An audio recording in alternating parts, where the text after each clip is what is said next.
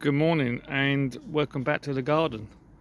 It's been a few months. I think it was December the last time I done a video. So we've had all the winter time, and now we're in spring finally. Yeah, it's been hope you all had a good Christmas. Sadly we lost our mum to ovarian cancer in February after a long battle with cancer, so hence why I haven't done any videos, because there's been a lot more important things going on. But I just want to show you the garden, how it looks now we've had winter time and everything's starting to come back to life. Loads to do. I have had no time to come outside and mess around, but I'll show you a quick look around.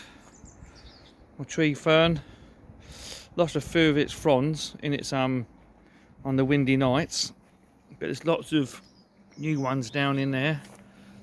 I'm not going to disturb it, waiting to come out. All the other ferns obviously are flushing now. I've got loads of weeding to do. Yeah, it's a bit of a mess, but they're all putting out loads of new leaves, fronds, sorry. So yeah, it's looking good. My Sheffer Taiwaniana didn't like going outside in the winter time. I moved it late in the year, but it's got all its new growth coming now, very small. All the bananas now all unwrapped. The old tatty older leaves. Cordon by Dazzler, I'm sort of like debating where I'm going to put that. I will say one thing though, controversially, maybe to some. Before I started my gardening journey like 3 years ago or so, and I decided to go and do this tropical style, in relation to the bananas. Now I watched a lot of videos that said do not wrap them up in bubble wrap. Don't put them in bubble wrap because they rot. So one year, the very first time I wrapped them, when they got as big as they are now, I wrapped them in bubble wrap. And as you can see, they're pretty substantial now. Good 13, 14 feet tall or more. Anyway, diversion area a bit. Wrapped them in bubble wrap. No problems at all. Just a tiny bit on the top. So this year, I decided, okay, I won't wrap them in bubble wrap. I will wrap them in horticultural fleece. And as you can see down here, this Sycamensis banana, which was pretty big, if you go back for the videos, rotted back to the ground. But you can see it's coming back now. The stem on this one rotted. As you can see, I cut it through there. And then all this has come since spring, since the weather got warmer. This was quite a substantial trunk. This one absolutely rotted. And that was, you know, pretty old thick old trunk on this one, or stem, pseudo stem, that rotted. And this one down here also rotted. So, you know, they say don't wrap them in bubble wrap because they rot. And the year that I didn't do it, they rotted anyway. So, you know, take from that what you will. Is bubble wrap, the right way to go, the wrong way to go? Well, in my garden, I didn't wrap them up in bubble wrap, and they all rotted to the ground. My cordyline Australis tree, which I got from Big Plant Nursery, really cheap because it was a weird shape. It's now actually going straight now.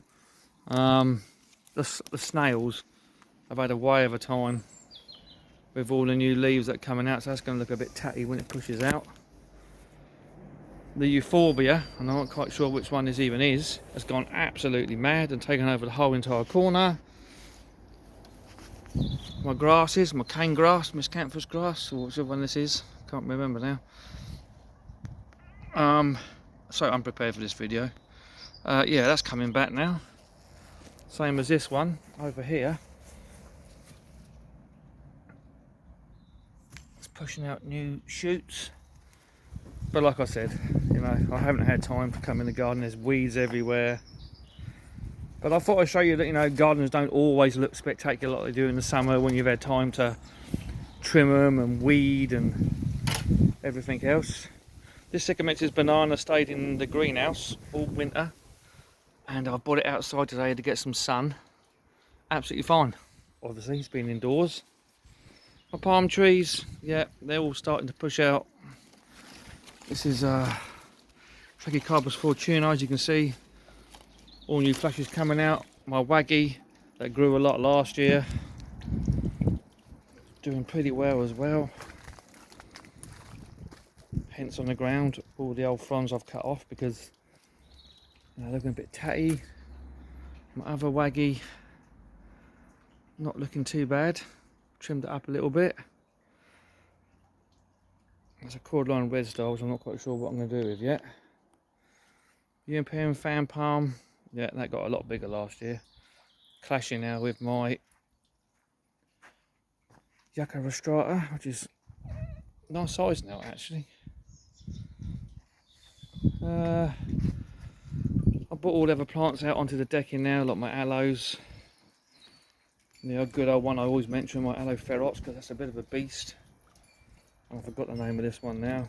See, I've got all the names now. It's been like a few months and I forgot what everything is. Some of my agaves I've got in the ground now. This isn't finished yet, obviously. Another yucca. An agave parii that was out all winter, covered with a plastic tub. And I forgot what variety that is, but it's an agave parii. These are Americanas I rescued. Another agave parii truncata. That's been in the ground all winter. Another truncata variation, but much smaller. This one's blue with red spikes. That's an agave montana cross something. These are other little soft agaves. I will get the names next time. Another victim, which is really sad, is my aloe shritatula, which has been in the ground since I started, and it's nearly completely dead. It's gone brown and black.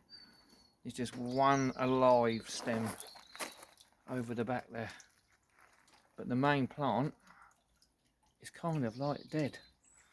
It was starting to grow, as you can see. So I'm going to leave that for now, see what that does. But this was going to be like the agave border kind of thing. So somewhere in the ground. Not quite sure what I'm going to do with the others because I've kind of run out of room really.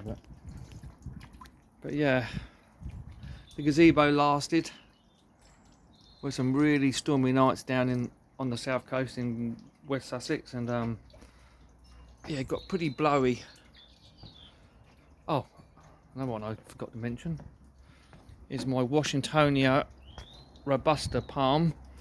Now this lost every single frond in the winter time. They've already been cut off. I should have left them on maybe, but they all died. They all went brown like this. But these leaves were like semi out, hence why I left them on. And this is a new one that's pushing out now. So the Washingtonia palm did survive, but it lost every single leaf. Well, say lost, I had to chop them off because they went like that, grey and brown. But I'm going to leave them ones on for now. But yeah, you know, obviously in everyone's garden, in your gardens, everything is now coming back to life. Mine just needs a few days out here to sort things out, get things where they need to be. I bought all the plants out now pretty much. My Bootia palm I bought last year, not a big one. Here's got a new spear coming out in the middle.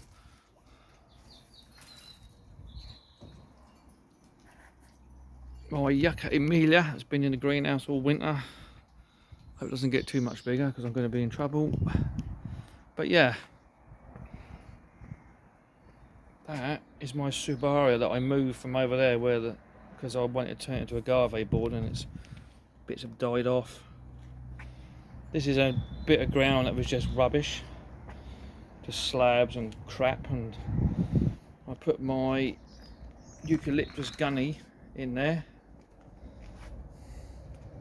Don't know what I'm going to do with these ones yet. That's my red aloe, my red yucca, but it's actually a member of the aloe family. Not aloe, sorry, agave. Don't know how that's going to do. My acacia privacima, how you pronounce it, tree. That flowered. It had loads of little yellow pom-pom flowers on it. It's got these hexagonal looking leaves. I've had to bring it away from the fence a little bit and spike it because it can't support its own weight. My fig tree, yeah, that hasn't recovered since I dug it up last year.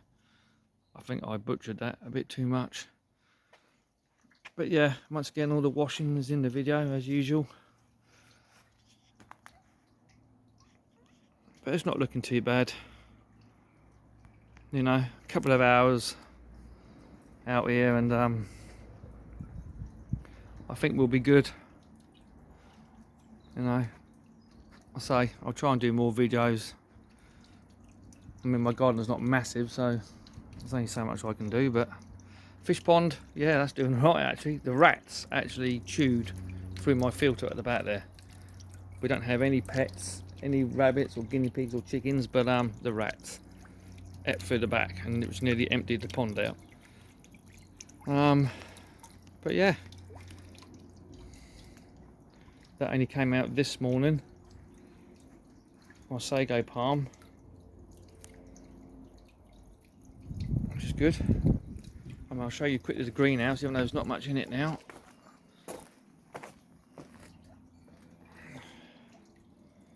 Not a lot in the greenhouse. It's bamboo. Shouldn't have put it here really, but I didn't have a greenhouse at the time. I wasn't going to get one, but I did. Gotta trim that back. So in the greenhouse, still, my thumb's over it. We've still got my Sycamensis banana, which is now starting to push out new leaves. I started to water it about a week ago, and it's already pushed out this leaf and this new one here. It didn't do as well as last year actually. All the old leaves actually went like this, whereas the year before it didn't even look like it had known it was winter time. Was a guy, Richard, who has his own tropical garden channel, said my cannas, Tropicanas, they're going to stay in here for a bit longer. This one's probably going to go in the ground. One I'm going to leave in a pot. Another one, and that is Canna Patterns, I think. That was a banana, but I think it's gone this time. It's never done very well, and I think this year it's completely gone. So, oh, actually, here's the pots. What are those little agaves called out there? Agave Gemini Flora. So they're the little agaves, not spiky, soft as anything. But yeah, that's it. Just thought I'd give you a quick video. I hope you like it. Probably not, but yeah, hopefully once I've got myself together a bit and now we can start to move on and get on with life, kind of thing, I can get on in the garden a bit better. But anyway, that's it for now, and thank you for watching. If you do know actually what is the problem with my aloe strittatula, that would be great, because I don't understand why it's gone like that, why it's died off. But anyway, yeah, okay, I will catch you in the next one. Thanks for watching.